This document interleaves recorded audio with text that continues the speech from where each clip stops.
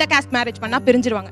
ஏன் அப்பா அம்மா இன்டர் காஸ்ட் மேரேஜ் தான். அன்னைக்கு அவங்களுக்கு ஃபேமிலி சப்போர்ட் கிடையாது. இன்னைக்கு அவங்க தனியா சர்வைவ் பண்ணி, நான் சட்டம் படிச்சிருக்கேன், பாப்பா டாக்டர் படிச்சிருக்கா, தம்பி படிச்சிட்டு இருக்கான், அவங்க தனியா சர்வைவ் பண்ணி தான் இந்த இடத்துக்கு வந்திருக்காங்க. இன்னைய வரைக்கும் எந்த ப்ராப்ளத்துக்காகவும் எங்க அம்மா போய் அவங்க வீட்டுல நின்னது கிடையாது.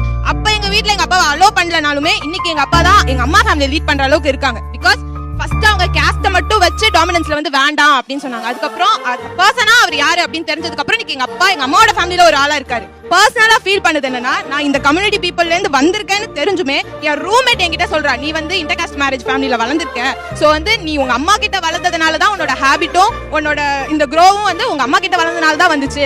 நான் இப்படி இருக்கிறதுக்கும் இன்னைக்கு என் சோஷியல் நாலேஜ்க்கும் 80% எங்க அப்பா தான் காரணம். ஆனா ஒரு ஜட்மெண்ட் எப்படி இருக்குன்னா, நீ வந்து ஒரு ஹையர் கம்யூனிட்டி பீப்புள் கிட்ட வளர்ந்தாதான் நீ வளர்ற விதம் வந்து கரெக்டா இருக்கும், ஒரு ரிசர்வ்டு பீப்புள் கிட்ட இருந்து வந்து வளர்ந்தனா அது வந்து கரெக்டா இருக்காது அப்படின்னு சொல்றது வந்து கம்ப்ளீட்டா 100% ராங்கான ஒரு ஸ்டேட்மெண்ட்ஸ். எக்கனாமி வைஸும் எஜுகேஷன் வைஸும் ஒரு ஆள் வளர்ந்து வந்து நின்னுட்டானா இவங்களால காஸ்ட் டாமினேட் பண்ணி பேசவே முடியாது சார்.